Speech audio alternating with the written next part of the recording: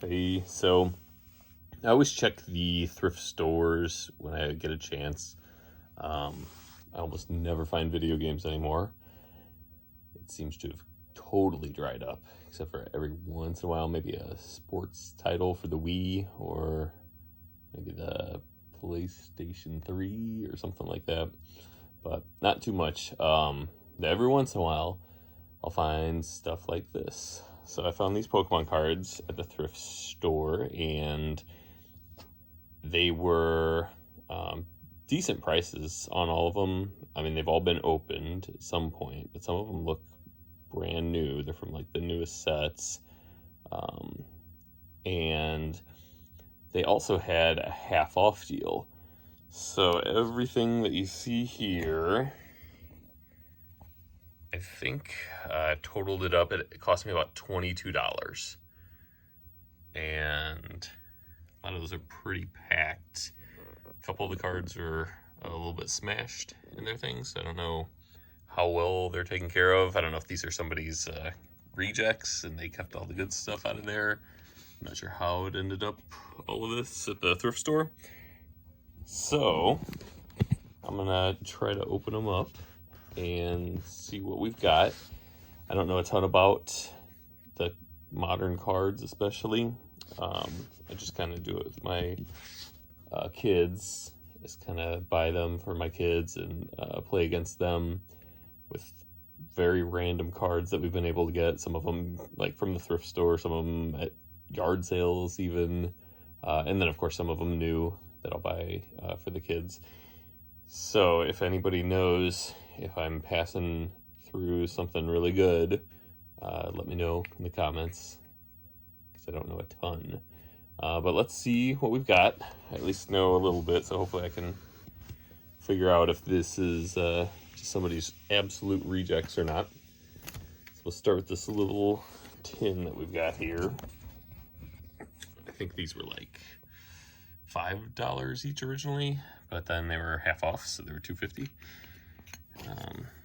So you get the art card kind of thing. And they got everything just kind of packed in here. So we'll see what kind of stuff we've got. Right. So obviously, we've got a lot of kind of common cards. Looks like these are a lot of the 2020 ones here. So from what I can tell, these are all real modern cards, nothing old at all. Oops. I have a feeling I'm going to make a big mess out of all these here. We got some Pokemon Go cards. They're a little bit scuffed up. And I know to look for the Ditto mark on those Pokemon Go cards. Just not sure. I don't think I found any yet for the ones that I bought for the kids. So let's see what all we've got here. This is going to be quite a lot of organizing, I think, later that we're going to have to do to go through these. So far I'm not seeing anything too crazy. I guess I'll put the energies over here. I'm not even sure. Let's see. Now we're into some of the 2021 cards, it looks like. Other energy. There are some code cards in here, it looks like. A lot of these are Fusion Strike, Chilling Rain. I have no idea if the codes have been used yet. So maybe we'll try scanning some of those later and see what's going on with them. Some more Pokemon Go cards. Bunch of the starting to hit a little patch of the Pokemon Go cards, it looks like, which makes sense because we've got Pokemon Go tins here. That's what this one is. Yep, it's that Magikarp Pokemon Go tin, which I think had 2 booster packs in it. So I wonder I wonder what the turnaround was here. Why they donated their cards so quickly. So they can't be more than just a few months old that they've that the previous owners had these. And then luckily that thrift store had a pretty good price, and then they had 50% off that even. So we kind of loaded up here, obviously. And these things are pretty well packed too. And of course you got these huge stacks here. And I think those were maybe $5 as well, these big old bags. So not seeing anything, I guess, insanely collectible here. Before my son was even playing, before he knew how to play the game, which we had to kind of figure out together, he used to just, of course, like the VMAXs and stuff like that, just for collecting. So he would put them in a special binder. So I wonder if that's what we've kind of got here.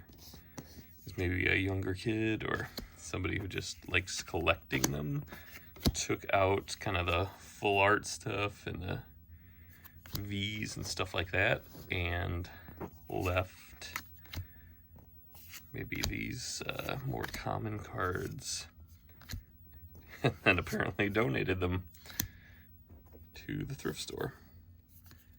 So Diglett with Dig. I like Dig. I made like a troll kind of a deck before with using a lot of Dig and agility, and people get furious online whenever I try that out on them. So maybe I'll make one in real life and anger people in the real world. So that's the first of those tins. Kind of spread out. I guess we'll do the next go tin here. Let's see. Whoa. Mess. These things are just like falling out everywhere, spilling all over my car, because of course the lids are so loose on these things. Oh, there it goes. Look at that. Whop. Just everything comes out. So that was fun to clean up out of my car. I'm hoping none of them got too, I guess, banged up, none of the cards, just from this kind of treatment. I've always thought that these tins just don't do a great job of holding the cards. I don't know if there's some magical Tetris-y way of putting them in there that I haven't figured out, but they just never line up well with these weird shaped tins. Like, you can never maximize the space with the cards, and they're always getting banged up. But who knows, maybe they did it on purpose so you'd have to buy more cards when you ruined your cards in the tin. Oh, there's another. This is the Doug Trio with Dig. Oh, maybe I will do my terrible Dig and agility deck. The Heat Energy. Alright. Cleavor. So, haven't hit the pile of Go cards yet, I guess, in this one. I'm not sure. Maybe they were all thrown in that other one. I have no idea what the breakdown of all these is, what sets are going to be where. I actually opened this one in the store and counted to see if it was actually the full deck in there, and it was not. So I think it is missing the V cards and maybe a V Max. I'm not sure. I think it's missing about 2 cards from what I counted in the store. So that might kind of lead to my theory that somebody was just picking, kind of cherry picking out their favorites. Crystal Cave. And then just disposed of the rest of these to the thrift store. That's a lot of cards to just throw away to the thrift store, especially that they just bought. So here's a Go. Tyranitar. I know, like in the games, Tyranitar is actually, you know, really good. From some of the Pokemon games that I've played on, from the Game Boy on, you know. I started with Blue back in the day. I was real skeptical of it, but of course Pokemon was taking off so much that I had to give it a shot and ended up really liking it. And I think that was one of the earlier RPGs that I played in general, so I think I like RPGs in general, but what a well-polished game though. I wish it would have come out even earlier in my life.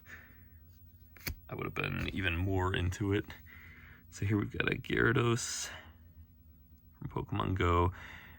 I think I've heard, I guess just scuttlebutt, that people aren't that impressed with Pokemon Go, the cards from it. Apparently there's nothing amazing in there. Maybe like a Mewtwo, I think, that people like. But other than that, nothing, I guess, that the collectors are really impressed with. But hopefully I can get at least something going out of it for maybe to be able to play with my kids. The local comic book store has some kind of competition days, and I tried taking the kids to it on the one day that they were out of school that they were able to go, because they have this thing so early. My kids can never make it. And it was kind of strange because you have a lot of the cards, of course, that we have been cycled out, I guess, for competitive play. So you have to have the your decks have to be made of the much newer cards, which I think we did kind of set up. And I took even just a couple of pre-made decks that we had bought, you know, that style, just so we'd have something in case our decks were not right. And it turned out nobody really showed up anyway, so it was just me and the kids playing against each other. So my son, my daughter, and I just kind of sitting at this comic book store with almost no one there. But they enjoyed it, and the guys working there were real nice and gave them some of the little promo things.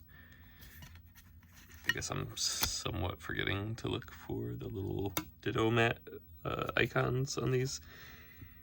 But I have not really seen any from the cards that my son has had and that I've seen from Pokemon Go. So I'm assuming they're fairly rare. So obviously we've hit our Pokemon Go vein in this tin.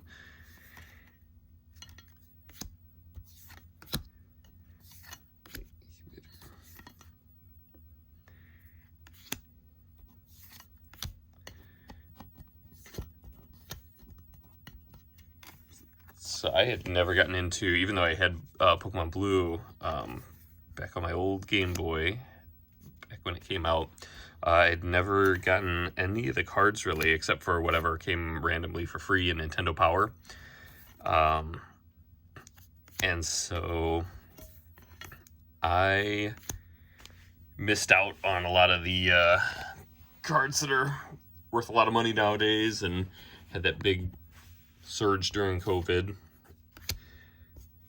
And so I was kind of kicking myself that I had missed out on those.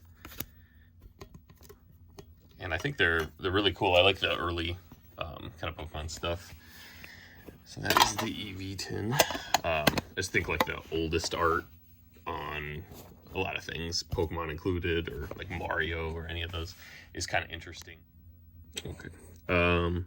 Yeah, it's interesting to see what the old art on some cards would look like, and some of the old properties, even like the old Garfield. So I might make a video on actually some of how things have changed over the years for a lot of these different IPs, I guess you would say. All right, so we've gone through those two Pokemon Go tins, and that's what we've got. It seems like a lot of stuff is just kind of thrown in here. I have yet to come across any kind of like full art or VMAX, any of that kind of stuff. So it may very well be that those were picked out, but who knows, they could be just all clumped together in one of these. I am not sure. And I came to the store kind of late that day, so I'm curious if somebody bought up even more before I had gotten there. Kind of looked like they might have been gone through a little bit by the time I got to them. So we have a couple of the big old coins there. And we've got some more cards to go through. So let's see what we've got. And these are the newest ones, I can tell. I think my son got some just for maybe Christmas recently, I think, when they were brand new. Yep, 2023. And of course with the silver outline here. So maybe I'll make a new stack out of these, I guess. I don't know. Like I said, this is going to turn into probably a pretty big mess. I try to be kind of careful with the faces of the cards. Sometimes you'll see a lot of people really slapping them down and bending the heck out of them, which I know enough to know that that's not great. So I try to chill on that. Yep, so these are definitely a lot of the newer ones in this tin that are based on the newest series of games. It's strange that they're doing the silver now. I guess I had heard it was coming, but now it's going to be real weird with like any of this kind of stuff. It just doesn't quite fit in. So I don't know. Should I make another pile of that too? Maybe. Suppose I will. Crushing hammer.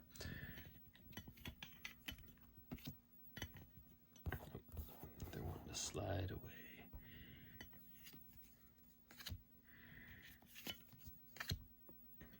So my son actually got Scarlet and Violet back in December for his birthday, and he kind of did something similar to what I had done for my dad back on the original games.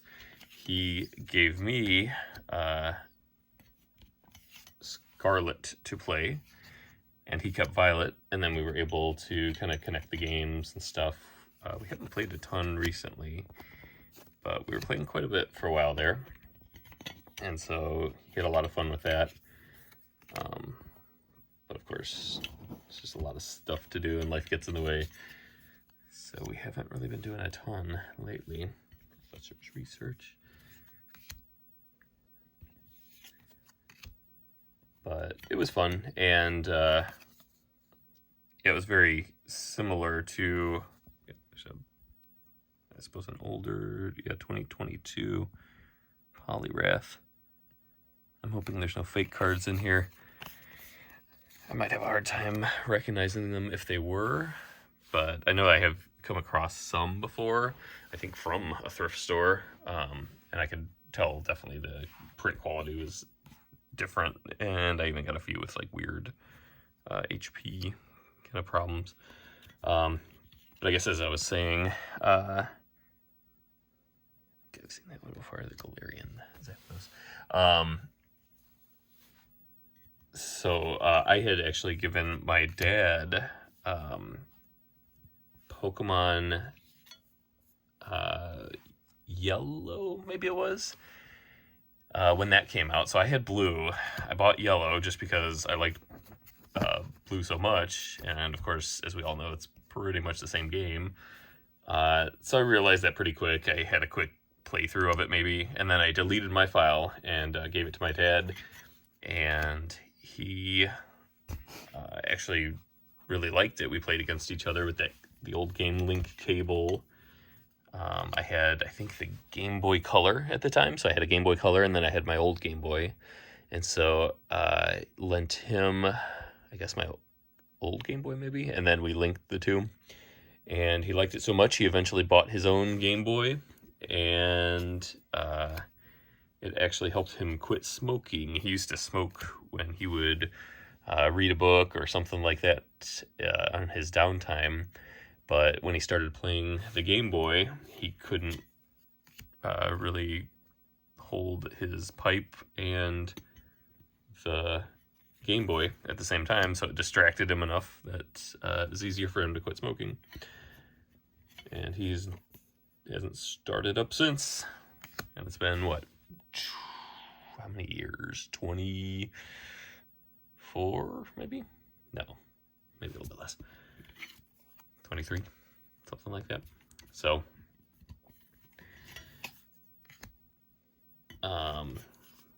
he actually got Pokemon Gold when it came out then, and I got Silver, and then we kind of played those together. All right, so we've gone through another one. I have yet to see any of the V's or VMAXs or anything like that. I had seen some reverse hollows and I guess hollows. And that's the end of that one there.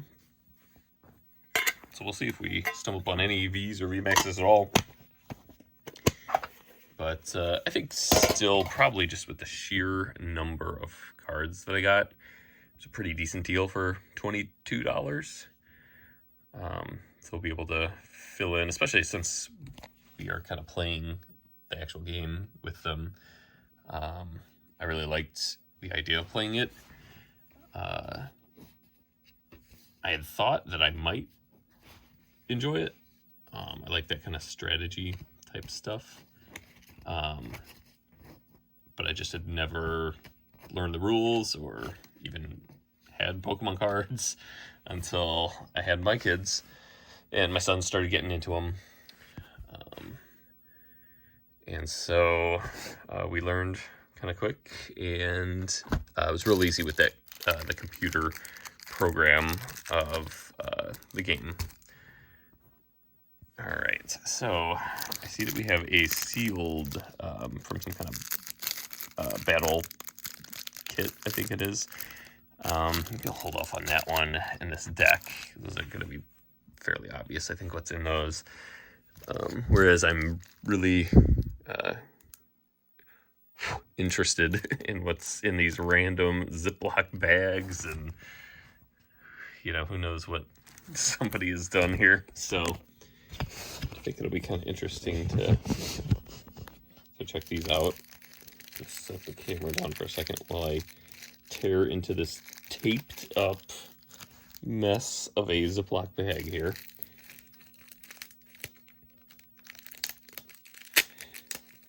My dad actually probably, even though I think he forgot how, he knew how to play the Pokemon card game well before I ever did, because back when he was quitting smoking and he had his yellow Game Boy Color that he had bought, he quickly ran through all of Pokemon Yellow and then I believe Gold. And so he bought the Pokemon trading card game for the Game Boy Color, which you can hear the music from in the background here. And so he figured out how to play. I assume he played through the whole game. And I think he had the Meowth card that was in there. So that was one of the very few random cards that I guess had at my parents' house, just because he had received it in that game. And like I said, I'd also had a few cards from Nintendo Power. So literally just like a handful, maybe, like, I don't know, 6 or 5 cards or something that came from random cereal boxes and Nintendo Power, of course, and things like that. Eventually, I'm going to probably talk about my Nintendo Power experiences, and like I was one of the winners of that Millennium 2000 Nintendo 64 controller, which apparently nowadays in the N64 controller collecting scene are kind of sought after. And apparently they fetch a fairly high price.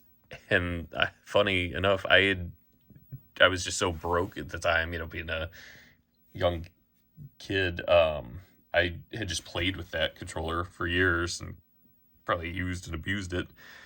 So it's not in amazing condition, but I still have mine, and I kept it okay. I wasn't terrible to my stuff, but it's just funny knowing that that's such a hot item now that I didn't put it in a case or something. All right, so I've opened up this plastic bag of cards, and I'm noticing that we've got some, I suppose, older cards. It's a real mix here. I do see some brand new cards, and I guess that's not a brand new one. That is a World Championships card. I thought it looked familiar. I was getting confused with these brand new ones. So I guess that's another pile I'll have to make over here somewhere. So that was in 2011. I'm seeing 2008 and some 2011 there. A little bit scratched up Embor.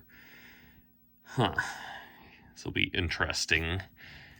Guess I'll just keep adding to this pile here. Loud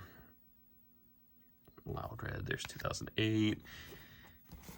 I'm seeing 2005 even, with the Pokepower Baby Evolution.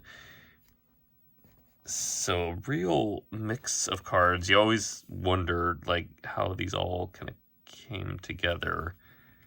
I'm always hoping that they're legit. I mean, it looks like they are. Some of them are looking a little roughed up. So I guess we have a full art card technically here. This one's 2022. So we finally have something a little bit, I guess, more sought after, perhaps. I guess this is still considered a full art card. I don't know. You can correct me in the comments. Yeah, this one's 2022. So, real interesting mix that we've got in this bag. And here, now we're back to 2009 when they had the level thing at the top. I mean, it's just all over the place. 2013, when they had the Team Plasma kind of stuff going on. There's been a lot of changes. Sometimes I kind of prefer just the simple form of stuff. For example, Advanced Wars, I thought got a little bit wild and out of control with some of the later games in the series, but there was something just really pure and kind of rock, paper, scissorsy about the first one that I liked. You could kind of wrap your head around it, and you didn't have to keep up with a lot of new changes. So yeah, this bag is definitely random. We have got some cards really spanning. Here's I guess a reverse hollow and a hollow for Embor. Hopefully it's supposed to look like that. I don't know. Again, still kind of rookie with a lot of this stuff. Thunderous. So, yeah, we are going to have a really mixed up kind of a set of these. So what I've tried to do with the few cards that I've got, and then the many that my son has, is I got the big cardboard boxes, and I tried to sort them out into different types, so the electric types all together, and try to make it easy so that we could make decks and things, and kind of switch something out. So if you needed, a certain Pokemon or something like that, you'd be able to find it somewhat easy. So I tried to organize them that way. It took a long time to get through all my son's cards, and hopefully he's keeping them nice. I have no idea what's going on in the mess that is his room. So yeah, we're at like the 2021 kind of cards now.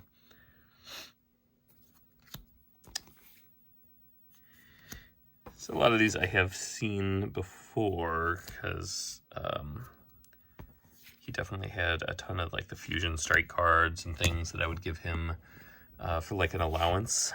I bought a big booster box of the Fusion Strike packs, so I would he would earn those by doing little chores and stuff.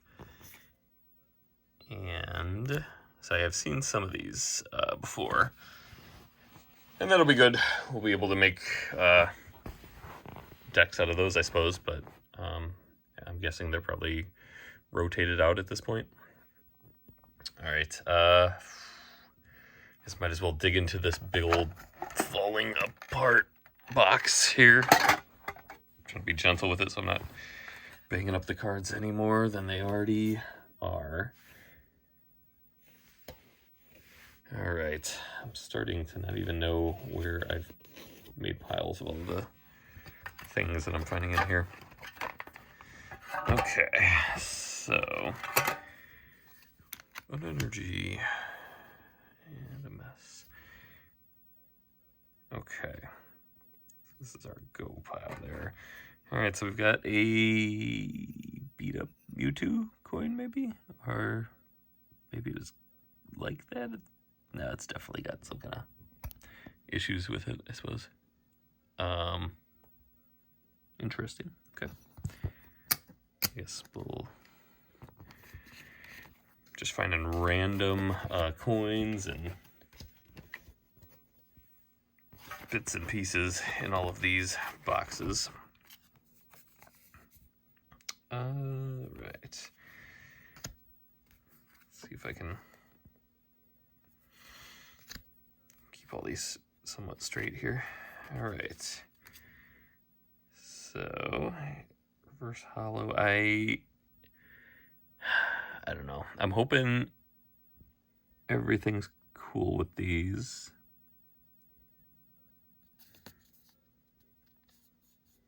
I mean, I think they are.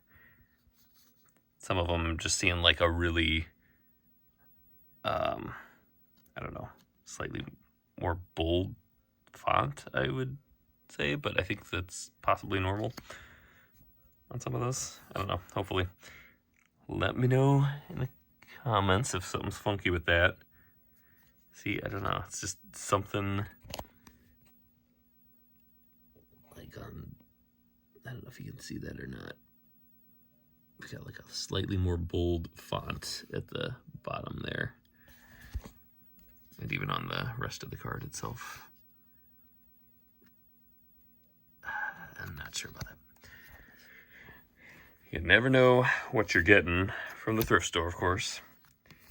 But I couldn't pass up the deal of all of this, which is piling up now quite a bit, for, you know, around 20 bucks. Still nothing crazy, I guess, just from the very little I know about the collectible kind of cards and the ones worth money. But I think there's some decent stuff here. Pokemon's another one of those things that I really liked the kind of simpler, older style of. Even when Gold and Silver came out, it was, you know, cool, of course, to see, I guess, new Pokemon for the first time in a while. But there was just something about the original 150 where it was kind of like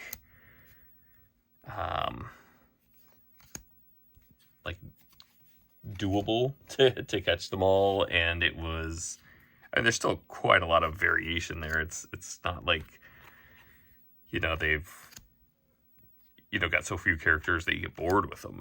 I didn't think. But I guess I'm just an old man now, complaining about the hundreds of new Pokemon. But the card game especially, it seems like has spun to like a level where very few people would, I guess, be able to remember and kind of have a knowledge of all the cards. And with all the different kind of gimmicky things they've done over the years with Rapid Strike, Single Strike, all that kind of stuff. The Team Plasma stuff, which we're finding a lot of, or we were in that other bag, I guess, finding a lot of variation. I guess what I didn't see is those e-reader cards.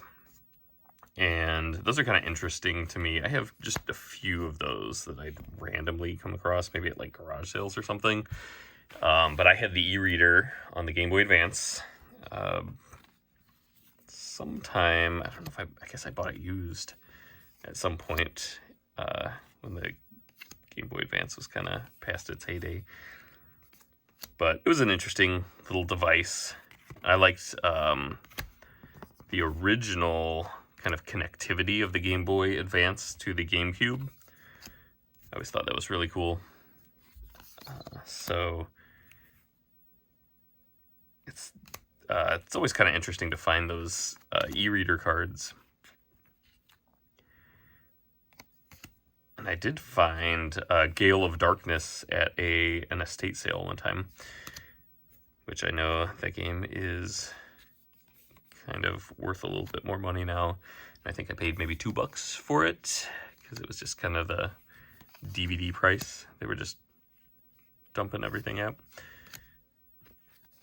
And I think someone else had maybe picked up all the other GameCube games because this one was just, Gale of Darkness was just randomly in with a bunch of DVDs.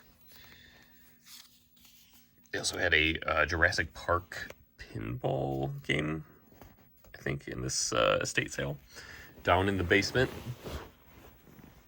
But they were asking quite a bit of money for that. I think like a couple $1,000 maybe a few thousand, I don't know. It was enough for me to forget about it right away. So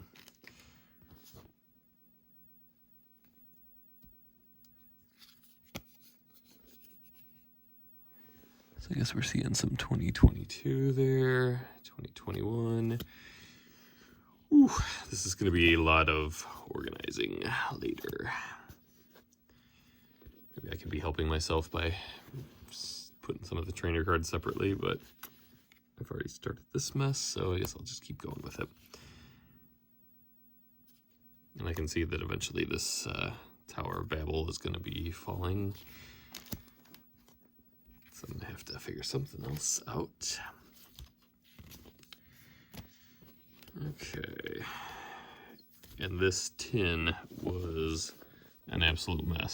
So now you've got cards facing all different ways that I'm trying to go through here. 2021. Jeez.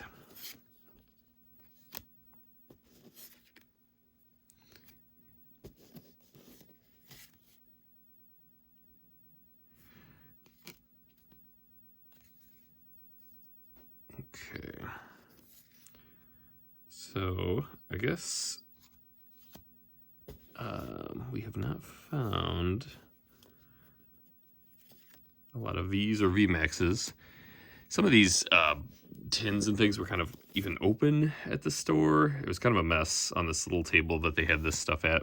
So I wonder if maybe somebody went through them all already and kind of cherry picked what they want and put it into one tin and then bought that with all the V's and VMAXs in it. Or like my original theory. Maybe it was somebody who was just kind of collecting for the Vs, VMAXs, maybe a reseller, I don't know. Here we've got a promo from 2013 of Eevee. I know that doesn't always necessarily mean anything. Black Star promo. I know that a lot of times you'll just get one of these tins and that'll be the promo sitting on the top. So it's not exceptionally, I guess, rare or hard to get.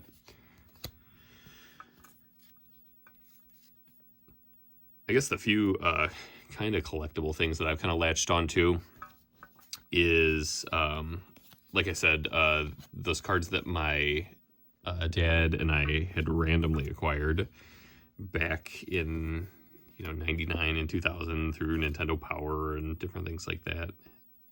Nintendo Power was a magazine for those of you Zoomers who have never experienced that. Published by Nintendo, and they give you a good amount of exclusive kind of things. So V-Guard energy, and like I said, that's how I got that Millennium controller. I also got the gold edition Zelda Game Boy camera from that. I just wanted a Game Boy camera, and I happen to have, I think, some kind of points from it, so it was an affordable way to get a Game Boy camera, which I then used to make clay animation movies and transfer those to VHS tape with my Super Game Boy and my Super Nintendo.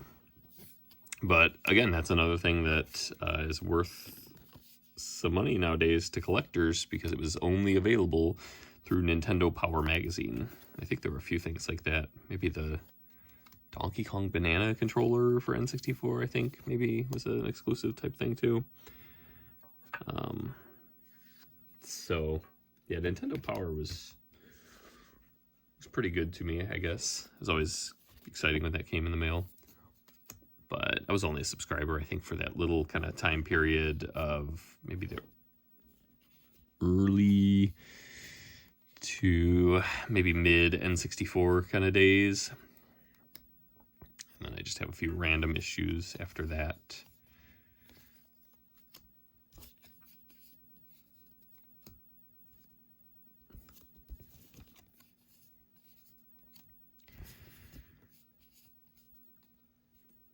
Boy, we're getting to that level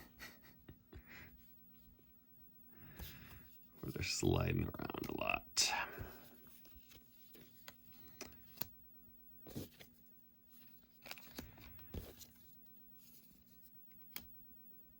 It is taking a while to go through these, but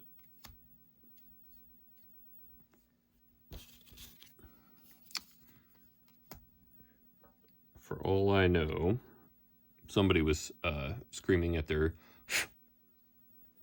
screen because I've passed through something that is highly collectible. But I know there's some somewhat decent stuff from like the earlier 2000s and things, and somewhere in that pile. But fear not, I'm not about to dump these at a thrift store or in the garbage or anything. We'll definitely get use out of them. I try to keep them nice when we do play with cards and make them into a deck. We'll put them in the kind of protector sleeves, and of course those there's the inner sleeves as well that we use. It was amazing to figure out how much money a lot of this was going to cost when we first started doing stuff with Pokemon cards, and even just playing the game. You would think would be maybe a little cheaper. Like you wouldn't have to get the fanciest full art type of collectible cards for it, but it was still a lot of stuff you have to kind of tote around and keep track of. And then, of course, when they rotate the old cards out and you can't use those anymore, then you've got to buy all new ones. Could be a fairly big time sink. Another hollow. And a money sink as well. So it seems like we've been into a little bit more modern ones that we're kind of going through now. A lot of 2020 and some 2021 and 22 in there. A lot of stuff that I guess would be just considered commons. But I guess, like I was saying before, there was something real nice about those old cards, and I liked when they did the kind of re-release of the old ones. When was that? 2016? Is that right? I don't know. But I stumbled upon a few of those, and that was kind of cool, just seeing some of the original Pokemon and kind of the reissues of those old cards. I had a tiny bit of familiarity with them. I mean, I'd seen a few of them, and of course, like, the artwork was pretty much everywhere back when Pokemon cards first came out. But I just didn't have any.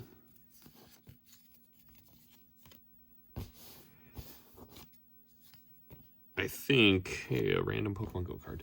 And another one. Doofs and so, yeah, I think, I mean, I might have liked Pokemon cards. I guess we'll start with another big pack. But in a stupid way, somehow, Pokemon was already seen as, like, too childish in my junior high. I was in junior high when it came out. Like I said, if only it had come out just a few years earlier, I would have had some much less boring summers of just sitting outside on a heater box, just doing absolutely nothing in an empty field by myself. If I had a Game Boy with Pokemon back in, I guess it would be like the early 90s, it would have been a whole different ballgame. I know I would have been insanely obsessed with it. I can just tell. As it was, you know, I liked it and everything. Like I said, I mean, I think I just like I guess I like the RPG elements of it for sure. But I could definitely appreciate, like, good character design and stuff that Pokemon had, and still sometimes has. Alright, so let's see what we've got here. The Snow Leaf Badge.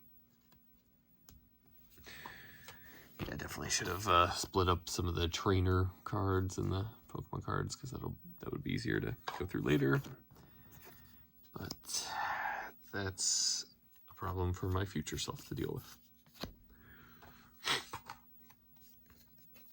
Alright, so we've got one of the legendary dogs. I know that from Pokemon Gold and Silver. And it's from 2021, so hollow. And more trainer stuff. Okay.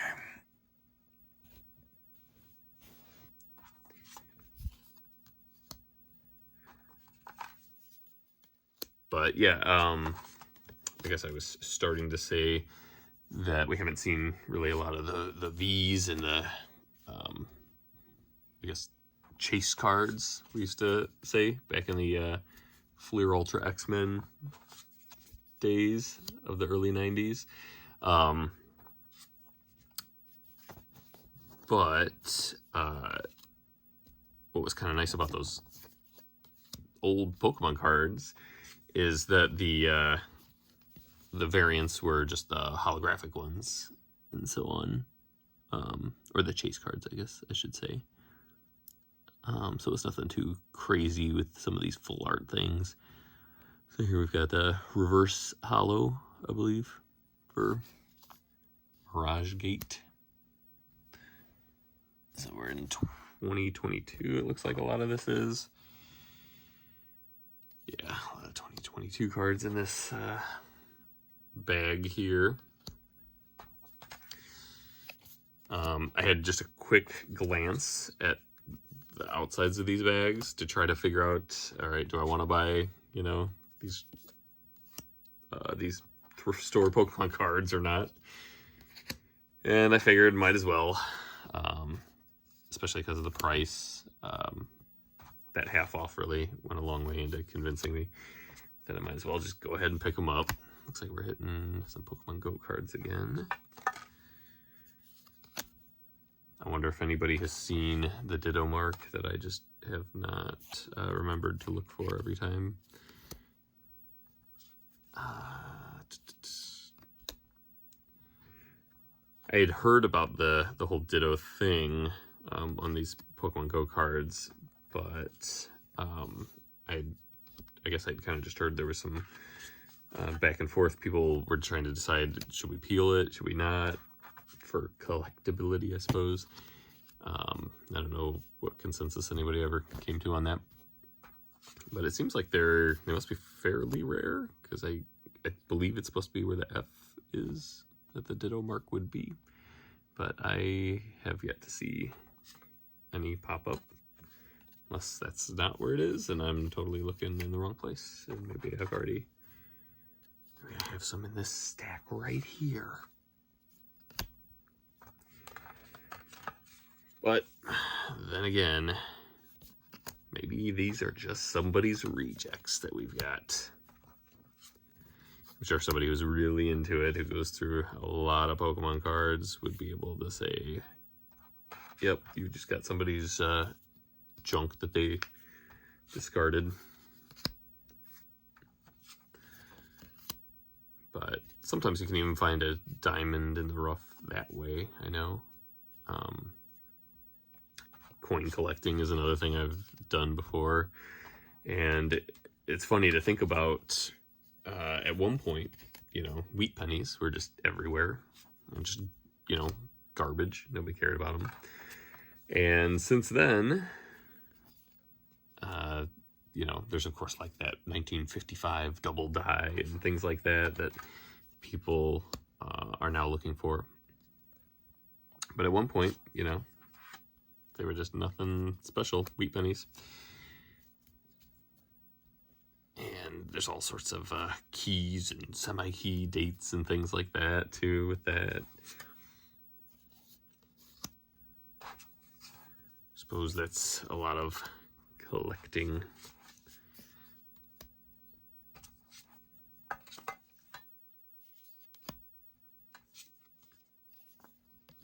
And now we're out of our little Pokemon Go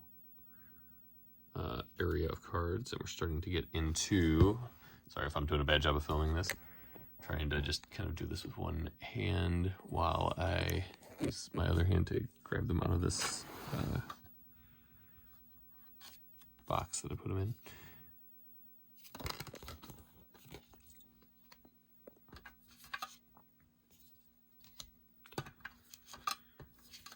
This is definitely a lot of cards, so I don't feel like I got ripped off either way, even if it is somebody's just kind of commons. I mean, I am seeing, I guess, hollows and reverse hollows, so I assume that's, you know, at least decent. And plus, like I said, we've been playing the game, so I know that even cards that are fairly common can be very useful. Like when I was making that annoying dig and agility deck. So for anybody who doesn't know, I guess, with the moves dig and agility, in the card game. They have varying degrees of power depending on what the card itself is. But a lot of times you'll have like a Rapidash or something with agility. And it lets you flip a coin. So you do a little damage with the move, and then it lets you flip a coin. And I believe it's if you get heads, then you will not take damage when your opponent gets to act. And that can be real nice, especially when you put that, I don't remember, is that lucky coin or amulet coin, I feel like, where you can kind of reflip a coin if you didn't like the outcome of it. So I would kind of do a few of those things together, and I guess I like it because you couldn't take damage then after that, or even be affected by, I think, like burns and poison and things. So, and the same with dig, you know, like a Diglett or something that had dig as well. So, I mean, they do minuscule bits of damage, especially nowadays in the crazy, you know, high HP, high damage kind of game. But what was cool is that these people who have just, I don't want to say paid to win, but that are using Vs and VMAXs and, you know, some of these big Mamma Jamma cards, you know, you can beat them with like a little Diggersby or Diglett or something like that. I guess Doug Trio probably. And I just know it infuriates them that they have this like really powerful card that they're busting out, that they, you know, maybe, I mean, I guess in the virtual game didn't really pay a lot for, but maybe, you know, it was a big pain in the butt to get. And then I'm just using these absolutely little basic common cards to take them down. Okay. Another reverse hollow. I didn't even know these had this kind of like tie-dye thing around the outside. It's new to me.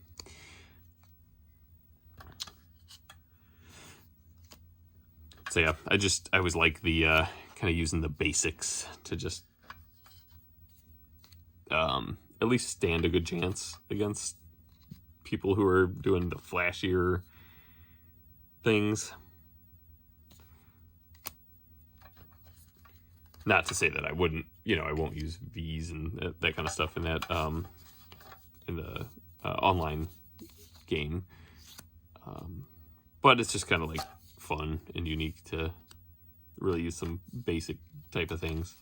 It's just too bad that it's not there's not really a competitive way to use the kind of original cards or the reissued versions, at least from what I've seen. They're just too outclassed by the power creep, I think it's called, where everything has just gotten stronger and stronger kind of slowly as we've gone on with new sets.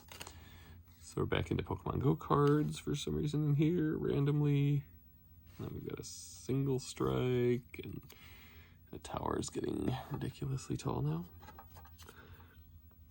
And back to some Pokemon Go cards. So this one is looking fairly rough for a Pokemon Go card. Some better days, and it's not that old. Weird. But I kind of like the idea of, you know, like the McDonald's Pokemon cards. Again,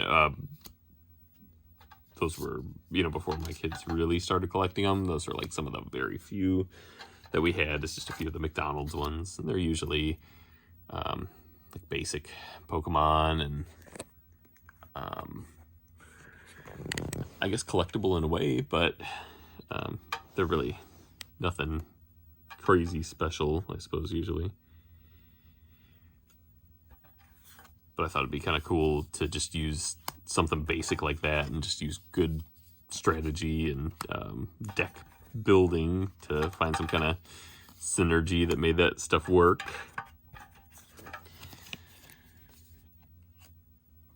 But I know that that's not really how these kind of games make money. So they want you to buy the big heavy hitters and to buy many, many packs to try to find the, V's and some of the fancier things that are rare that you would have to get quite a few openings to get to. So we got another holo there, which I feel like was maybe a bigger deal with the old cards, like I was saying. So still not a single V or VMAX or any of that kind of stuff.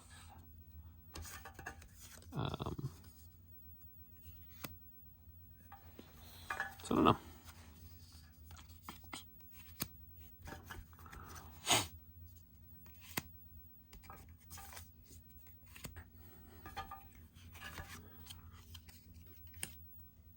But hopefully you're all enjoying just seeing the random cards that I'm pulling out of this kind of lot that I've gotten. This is the first time I'm seeing a lot of these too. Right, here's a Cinderace, sorry, which is hollow. I feel like we got one of these, maybe, I think my daughter had a pre-made deck, kind of like one of those, with one of those in it too.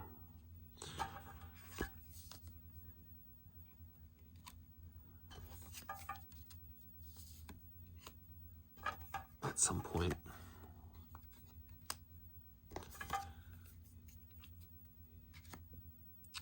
So like I said, I don't necessarily feel ripped off at all. I think I got a pretty good deal.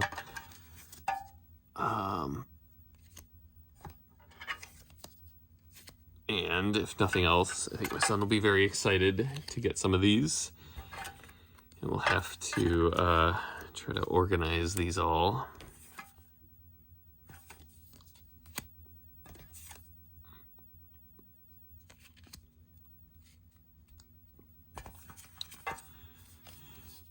But I did start playing that game that my dad had at one point. There's another 2021, just scratched all up. The Pokemon trading card game on the Game Boy Color. And that was when I was just learning to play, because my kids had an interest in it. And so I figured I better learn how to play so I could teach them and we could play together. And so I was using that to kind of learn, as well as the online, the Pokemon trading card game online app. So I had my old Game Boy Advance out, and I was playing through this Game Boy Color game, and it was cool to just kind of be somewhat limited to the original cards, and it was pretty helpful in learning at least the basics. I also had a VHS tape that I must have gotten from Nintendo Power at one point or something like that, that was teaching kids how to play the Pokemon trading card game. So between all those things, I did figure out how to play, more or less. Although I'd probably need a lot of reminders if we were playing for real against people who actually know their stuff.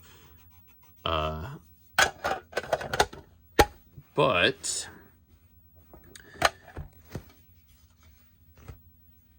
it was kind of fun to just use those old cards and kind of have that nostalgia with the original 150 Pokemon.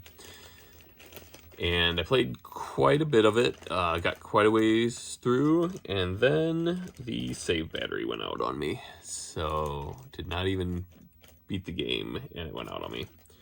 And I've since seen the ROM of the second. It was the Pokemon Trading Card Game 2, for the Game Boy. And I guess that also would have been before Gold and Silver, because it had none of the Gold and Silver Pokemon in it. So I tried out that ROM, the English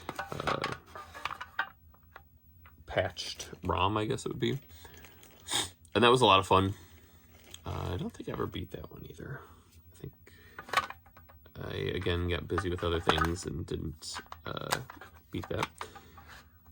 But I enjoyed what I played of it.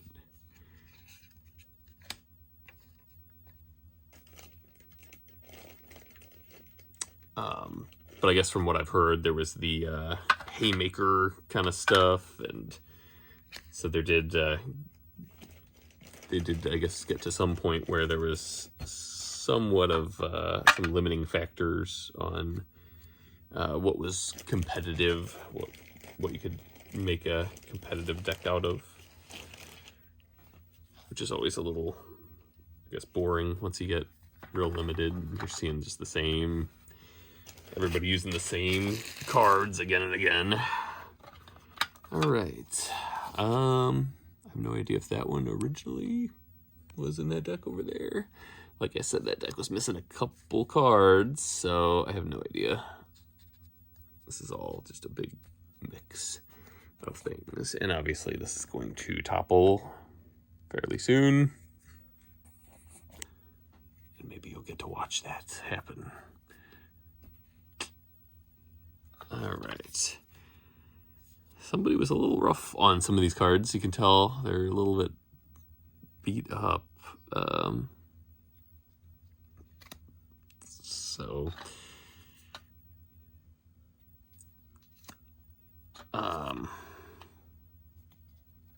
I don't know if we'll find anything amazing and that's not too scratched up.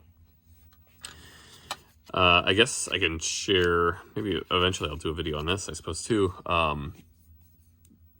Like I said, I'm always stopping in at thrift stores and yard sales and things like that. And at one such visit, I found some Yu-Gi-Oh cards. And Yu-Gi-Oh is something I know even less about than Pokemon cards. But I had some coworkers that I knew had played it before, and I think I had maybe just seen like random, I don't know, listicles or something about, like, you know, rare Yu-Gi-Oh cards and things like that. So I got this kind of bag of Yu-Gi-Oh cards, and I thought of it, I just thought of this story because of how beat up some of these cards are. So I had this bag, and some of the Yu-Gi-Oh cards were kind of beat up in there. And I was going through them, and I saw the, I believe it's called the Chinese Dark Magician, I think, is what it's called. It's that supposedly rare one that came in Shonen Jump magazine or something like that. And if you have a legitimate one, you know, there's only like, I don't know, 100 of them or something. And if you have a legitimate one, it is worth, you know, thousands of dollars maybe. And of course, this one that I found was in pretty rough shape. And I sent a picture of it to my friend that had been into Yu-Gi-Oh cards. And he was kind of excited by it, that it, you know, may have been that one. But I mean, I still have never actually got it looked at by anyone. I kept meaning to take it into a card shop or something, have somebody who, you know, would be able to tell if it's legitimate or fake, you know, because I've heard there's quite a lot of fakes out there. And the odds of just finding it in a random bag of some old Yu-Gi-Oh cards at a thrift store the odds are not great. So it probably is just a counterfeit or reproduction or whatever you want to say. But that'd be really cool if it was legitimate. And I think there were some other ones in there that were kind of, you know, decent, pretty good cards. And nothing else seemed to be crazy fakey looking, so I don't know. Well, I guess I'll have to see what the deal is with that. All right, we got another reverse hollow 2022. So yeah, quite a lot of modern ones in here. Another pretty scratched up 2021 reverse hollow Raichu 2021. So if you can't tell, I'm pretty frugal, thrifty. I only buy stuff when it's cheap. I believe that bag of Yu-Gi-Oh cards probably only cost me like $5 or something like that, you know, for quite a few. Here's a full art Roserade card. 2022. So still no V's or VMAXs, but it's a double energy. I remember using those when I was playing the game, learning how to play it.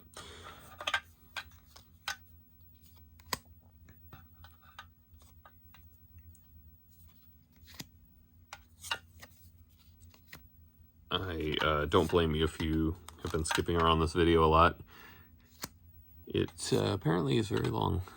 I underestimated how long it would take me to go through all of these cards. Reverse hollow.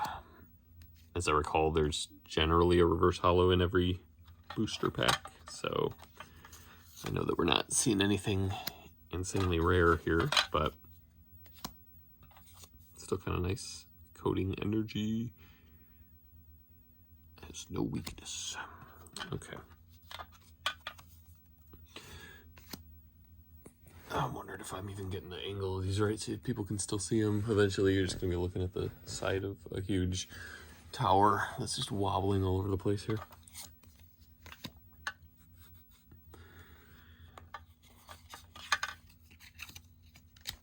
All right.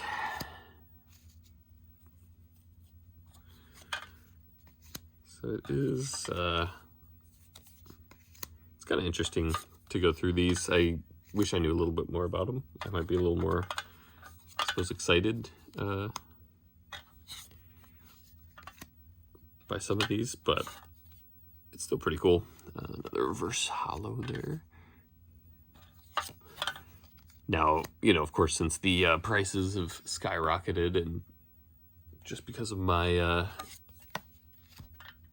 age, I would be infinitely more stoked to find, you know, some of the older original cards.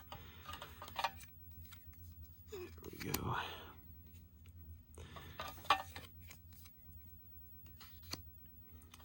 That would be really cool, but I haven't stumbled upon very many original cards, I guess I would say. All right, so here we've got a Pokemon Go promo of Squirtle. Again, don't know too much about the promos there. The very few promos that I had that I knew were something a little special were those, like I said, those, hey, there's an Articuno with reverse hollow. The ones that I'd gotten from like Nintendo Power and things like that, that I know are going to be a little bit more limited in numbers. And so I put those in a binder. I always had kept them nice because I think that was around the time that I, reverse hollow, oops, not Pokemon Go though. That was around the time I was figuring out that things could be worth money in the future. Which my parents probably thought was absolutely insane. It was the early, or I guess mid-90s, and I was buying like Star Wars toys and stuff. I had some of the really old ones that my dad had passed down to me when I was a little kid, but I'd lost all those. And so I was like buying the 1995 kind of sets. And I remember I would keep like the card backs of them and stuff, and like stuff with video games. I loved video games so much. I didn't have them for a long time. And then when I finally did, a lot of them would get used from Funko Land. But I remember I would be so into them that I would keep the original boxes. So like I would get a Game Boy Color or Game Boy Advance game or something like that. Or maybe a few of my like N64 games. And I would keep the boxes and I would put them like in a bag or something in storage, or in a bigger cardboard box. And I would write on it so my parents wouldn't throw them away. I would write, keep these boxes, they may be worth money in the future. Or I think I said they will be worth money. So I was pretty confident from a young age that you would want to have complete in-box stuff someday. And I wouldn't keep my games with them. My games, were usually out in order to have quick access to them and play them. But I would just store away, the few boxes that I had. And apparently my instinct was pretty good. I've since been able to sell some of my old boxes and trade them to people. Usually I'll trade somebody an empty box that they needed to complete, their game set. And I will trade them for like a game that I don't have that I could just play. Because even though I did keep them and kind of, I guess, collect them in a way, I still really haven't become a complete in-box collector of video games and things like that. I still kind of like things to be out. I don't need, like little figures that I had when I was a kid. I'm fine with them being out of the box. You can kind of look at them from every angle then, and, put them on a shelf a little bit easier. They don't have this big packaging around them. I mean, sometimes it's cool to see the packaging that they were originally in, but that's not really how I remember them a lot from when I was a kid. Because I remember them out and playing with them.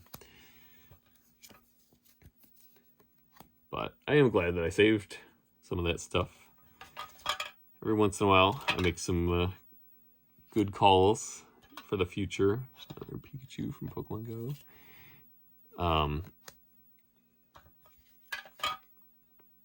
Or I'll find a game that I think is going to be kind of rare. I guess one example is the Chibi Robo game. I knew that Chibi Robo for GameCube, a lot of GameCube games, kind of exploded in price, and some were fairly rare, and like Chibi Robo is one of those. And I never had that one, but I did have the Chibi Robo for the DS. And I remember not crazy long ago, it was when the 3DS was around. Walmart it was a Walmart exclusive game, which I felt like kind of was, maybe it would make it a tiny bit, more rare than just something that was sold everywhere. And Walmart was clearancing them out. Another Stunfisk reverse hollow. Walmart was clearancing these Chibi Robo DS games out. And I don't know, they didn't have a ton, as I recall, but they were only, I think they were selling for like maybe $6 or something. Just not much, something pretty negligible. And so I got a few. Just, I don't know, not a crazy amount either, but just, maybe like 4 or 5. And then when I would find them used, I would pick them up too. Because I don't know, I had a feeling that those would be maybe sought after. It's a Nintendo first party thing that is maybe kind of rare because it was an exclusive of, Walmart's. And it also, I think, flew under a lot of people's radars. I don't remember if it was, like late in the DS's life, but I think just not a lot of people were talking about it. But then, you know, I know that the GameCube game had also kind of been like a bigger thing. So I got a few, like I said, for maybe $6 or I don't know, maybe 10 at the most. Just something that wasn't much. But I didn't go crazy with them. It's not like I ended up with, you know, hundreds of them or anything crazy like that. Like literally only maybe like 4 or 5. But I was kind of vindicated because I looked on price charting recently, and I think they were up to like 100 and something. I have no idea what they are now. It's been a while since I've looked. But I have some, you know, just kind of sitting back, waiting to, I guess, sell to a collector someday, or maybe I can trade them for something that I don't have yet. So I guess that one is another thing that kind of worked out for me.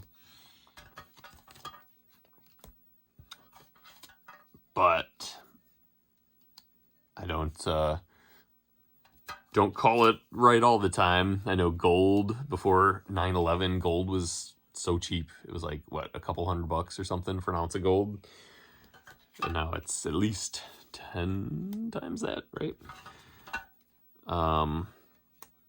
Oops, I put a Go card up there. That's where that goes. I'm sure I've done that a few times here and haven't noticed. And yeah, like I said, the original Pokemon cards kind of passed me by. I guess I never really finished that story. The original Pokemon cards, I didn't grab. By then, I was already kind of embarrassed by even liking Pokemon. When it was coming out, well, I guess when it was coming out, I was already old enough that, you know, most of my peers, you know, thought it was too childish. And so a couple people, I think, played the game and, like, you know, maybe watched the show when I was in middle school, I guess you would say, junior high. But not a ton. And it was kind of childish compared to what some of the kids in middle school were doing. And see, I was a nerd, but not like a publicly out of the closet nerd where I was cool with, where I was okay with being just hopelessly unpopular. I still had hope for myself and tried to kind of hide any of my nerdy stuff. So I played the game on Game Boy at home, no problem.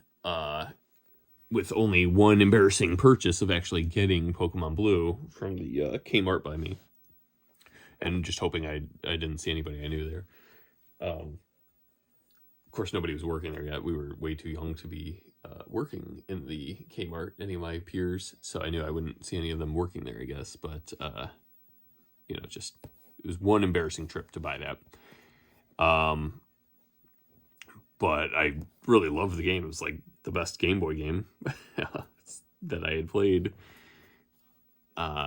So I was very happy with that purchase. But I knew at school, I mean, the card game, especially back then, you physically had to have the cards. There was no computer app, really. I think there was a PC disc that could teach you how to play the game, but that was about it. I don't even think I knew about that at the time. But you had to physically have the cards and play against someone. And that was only the nerdiest of kids at our school that did that. And it was just way too embarrassing for me to do. So, plus it would have meant a lot of trips to the store to buy Pokemon cards and ask the clerk for those. And I just was not that confident. And now I don't really care what people think. And it seems like that's kind of how it's gone a little bit more. I mean, being a geek is embraced a lot more. And even the popular people can do nerdy, geeky things. And it seems like there's a lot more of an acceptance of people just doing whatever they like nowadays. which is good. We're moving in a positive direction. So I just opened this big tin, and we have got a whole bunch of nice looking bags in here. I don't know if these are those kind of pre-packaged ones maybe that you get. Again, I'm not real familiar with like how some of this comes. So these are much less kind of amateurly packed. I mean, I know that they didn't start out in this tin. Yeah, this was supposed to be a promo card and 5 packs and stuff like that. So these are obviously from something else. But I'm curious as to how these kind of came about. So I'm going to start, I guess, popping some of these open. The tower is maybe not going to last much longer. I don't know. These are in these very small bags, so they're going to be a pain to get out. Like I said, I try to be decently careful with cards to not wreck them. I was a veteran of the old X-Men cards, so I think that's where I first started kind of collecting cards. All right, well, I'm going to open a few of these because it's going to be horrible trying to do that one-handed. So if you bear with me for a second. Okay, so I've opened a lot of these up. There's definitely something different about these that they had stashed in this big tin here. They are, I don't know if they're by a reseller, if they kind of repackage these. I guess they would be somehow. So each one of them has one code card right on the front, kind of covering up that bottom card. And then, you know, it just shows the back there. So there are quite a few of them. I'm going to leave a few for my son to open. We'll leave the 3 in there. But yep, they're definitely different just from, I just opened the Ziploc bags on some of them, and I can definitely tell they're different than this other stuff that we've already gone through.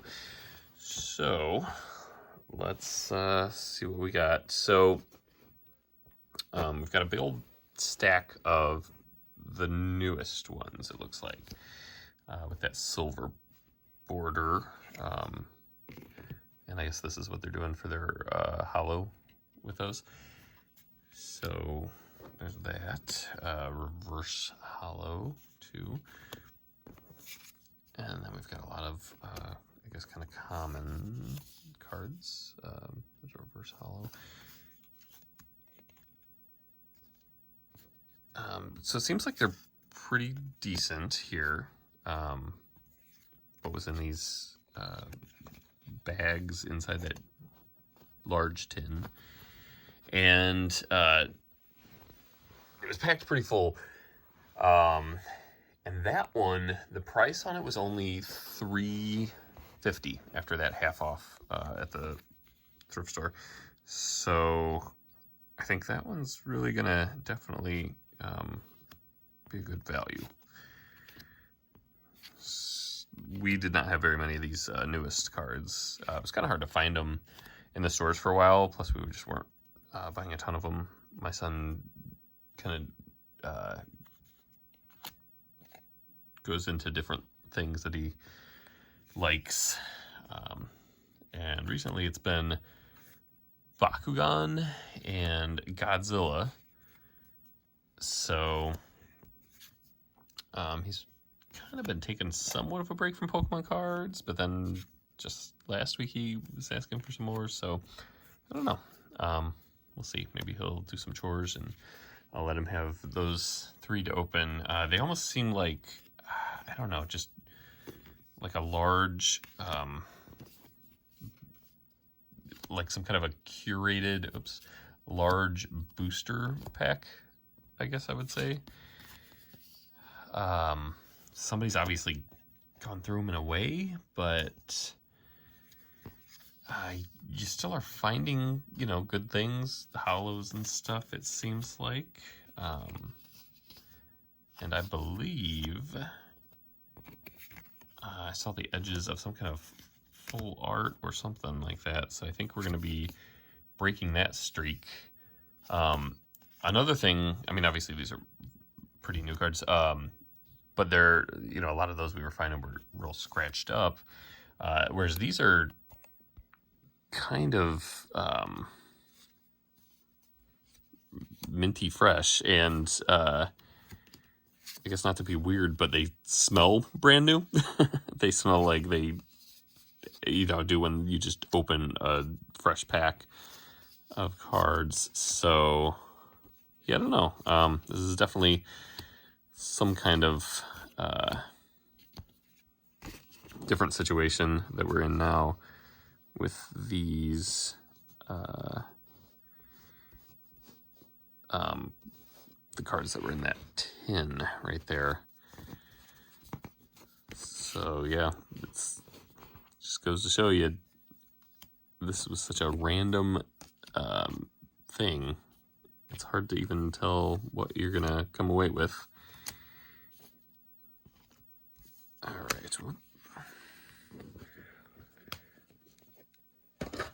And it is kind of becoming a mess here too. So we're getting a lot of these newest ones from the Scarlet Violet set. A lot of reverse hollows, and then some hollows, which now they're doing that outside, I see. Krogunk. I used Krogunk kind of stuff and made another annoying set that I was using just to play against my kids in real life, because it was some of the few that we actually had enough for. I guess one thing that I've noticed from the Pokemon card game online compared to, you know, the real life, you know, playing in real life is, you know, online, the online stuff, you're able to, you know, amass, obviously, a lot of cards that you would have to pay for in real life. And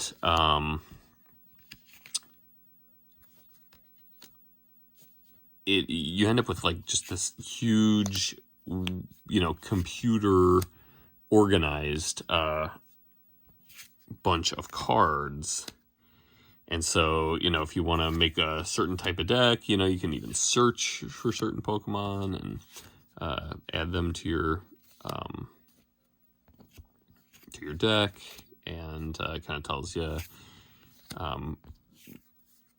what is banned and what's not, and all this kind of stuff. It makes it so much easier in that kind of app, as opposed to trying to do it with real cards. And it is so much harder making a deck in real life, you know, and then you have to organize everything, and especially if you want, like, you know, multiples of a certain card.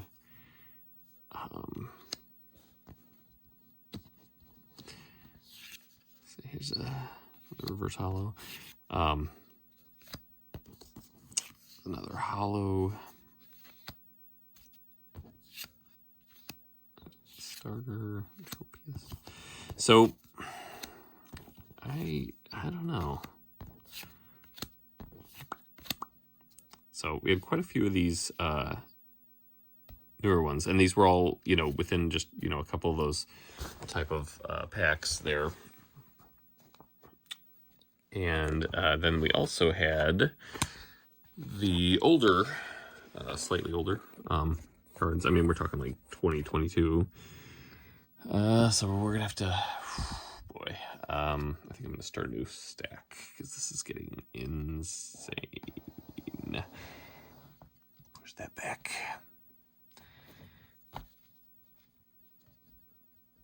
We're not gonna add to that Jenga tower. All right. So Some Rapid Strike and stuff like this. Another Krogunk. But I had made like a poison kind of a type of a deck with a Krogunk. Sometimes I like the idea of like severe poison and these different passive kind of things that you can use to wear down your enemies. I know this is sliding all over the place anyway. Okay. Let's see. So we got that Ice Cube, the reverse hollow, one of the worst Pokemon designs I've ever seen, I think. I don't know how that got past anyone with that Ice Cube penguin head thing. Maybe it's just me being an old man again, but that just is like garbage character design, I feel like. What if it's a completely normal penguin, but we put an ice cube instead of a head on it? I don't know. So, here's something, I guess, that shows that this is definitely different than those other packs. So right there, we've got a full art card of Melanie. And then we've got a Magnezone V. And a Mawile V. And a Rotom V. And here is a Radiant Alakazam, which is all fancy hollow.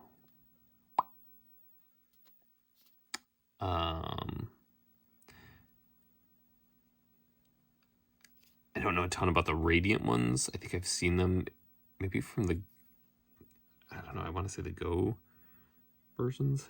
There's a 2023. I guess you would call that a full art card. So all of a sudden, another full art Electrive. All of a sudden, we're getting a whole bunch of the chase cards. And another V. And here is a Ditto holographic. But I guess it's not Pokemon Go. It's just a Ditto. I don't know. 2023, so I suppose. And literally, these are all just right together. I don't know what's going on with these. Another full art. I mean, I don't know. I'm assuming these are some pretty good ones. Galarian Moltres, full art. 2023.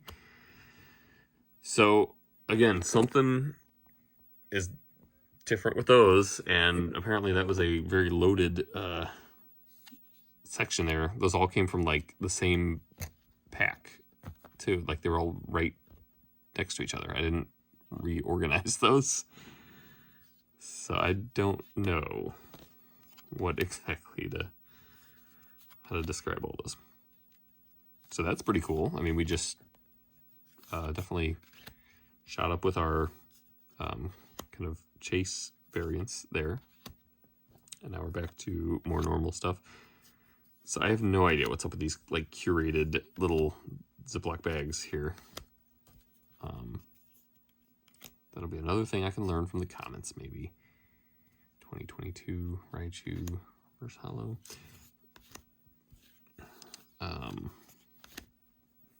Draw face in different ways and stuff.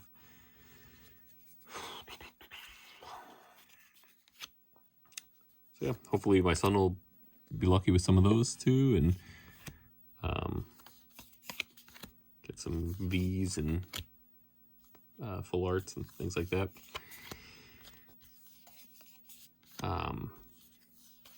So if you're wondering like where these are all going to end up, I mean, they're going to end up just kind of in amongst our kind of my family's kind of community cards here. My son and daughter play, and they started playing at a fairly young age, especially my son.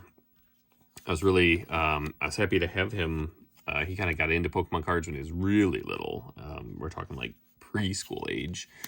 and trading them with his friends and things like that. I think he got ripped off by some older kids a few times. They traded him some real garbage. I don't know if they've been wiping their butts with the cards or what. And they traded him for some of his stuff. But he's since gotten a lot better about not getting ripped off with trading. But he learned a lot, I think, from reading Pokemon cards, and it's just really like a thinking kind of a game. So, you know, I'm happy to have him do that now. And I think it helped a lot with his reading, and he's really good at math. So I think that helped there too.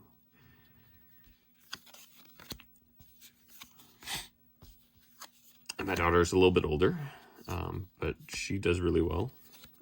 Sometimes she'll play that game online and does quite well at that.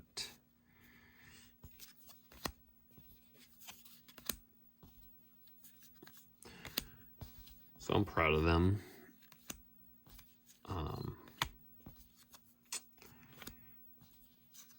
It's just tricky to get them to keep all their stuff organized. And my son has definitely got the lion's share of the cards. He's got one of the biggest of those white cardboard boxes that you buy for cards, and it's pretty much packed with Pokemon cards. So we're trying to organize those.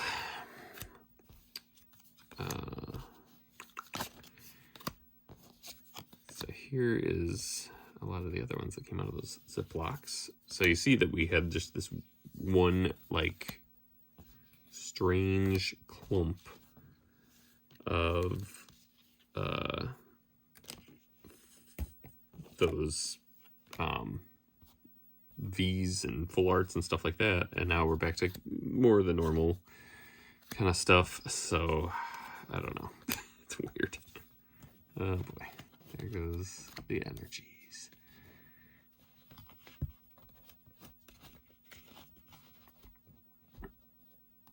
Okay. Miracle.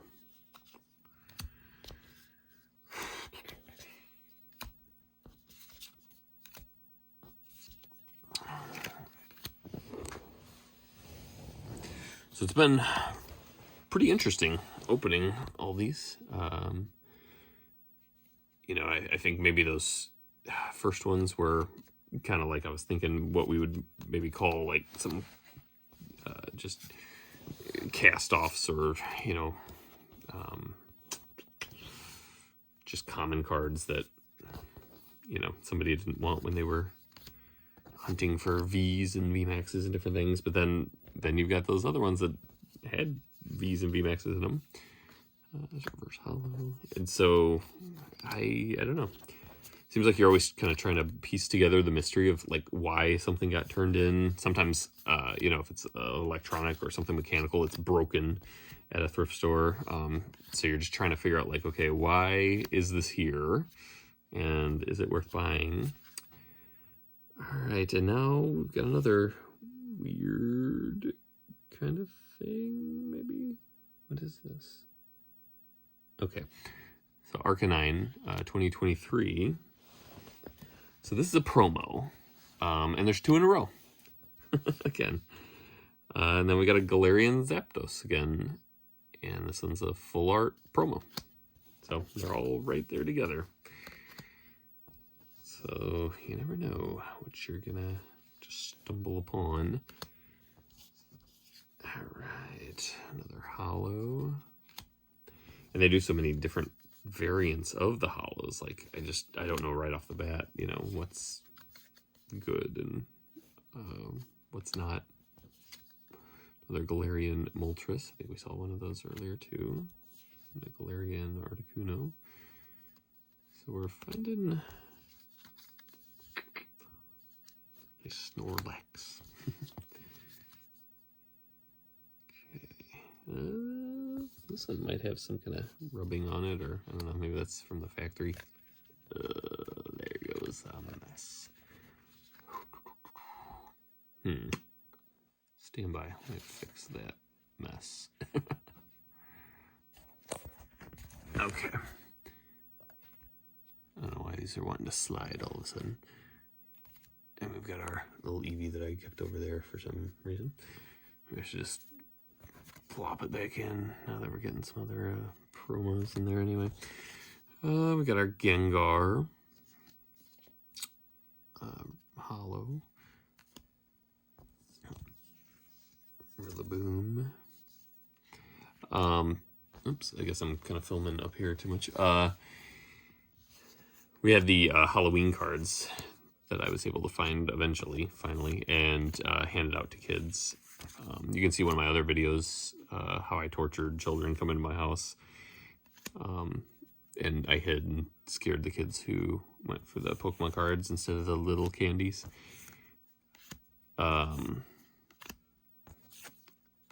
But it was nice being able to hand out Pokemon cards. Some of the kids are really excited by those. I can only imagine if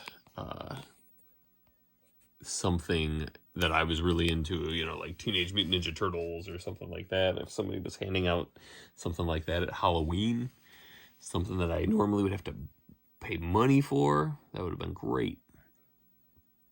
So, these two, I think I'm just going to leave. Maybe I'll have my son kind of go through them, and maybe I'll go through them with him. We'll have to figure this out. This is only like 58 of the cards, but they're definitely from this deck. We're just missing a couple cards that I'm betting were the Vs and VMAXs and stuff like that. So, yeah, I think these were definitely, as far as I can tell, the ones that came with the deck, I believe. But I'll have to go through all that anyway and find a deck list or something, and if I want to reassemble that somehow. But we'll see. And then this, I think, this might even be all... this might be from one of those, like, kind of starter things. I think this is all energies. I think it's from one of those. So it was $2.99, but of course everything was half off, so I paid $1.50 for it, and it's probably just a bunch of energies. Well, I guess we'll just have plenty of energies to choose from. So we'll set that there for now. So overall, decent, kind of a thing that we did here. I think I did decently on buying these. So some of this is stuff that was in there too. Obviously not the pillows, but pretty huge stack there, and then it, you know, goes over to these here. All for $22. So I think I did all right. I'm sure I made my money back if I were to sell these. But we'll probably just use them for playing cards with each other here. So thanks for sticking around for this extremely long opening video, I guess. And if you could, subscribe to the channel. I'm trying to get to that 1,000 mark right now as of this recording. We're still down in like the 300s. Having a real hard time with the YouTube algorithm. I know I have some cool stuff on there. Check out my clay animations, if you would. I think people seem to enjoy them. It's just not getting in front of very many people's eyes. So I'll keep working at it, though. And we'll see what my son thinks of all of this. He doesn't even know I got this, I don't think, at this point. So we'll see when hopefully he's going to be into Pokemon cards. And he'll be very excited to find all these. All right. Bye.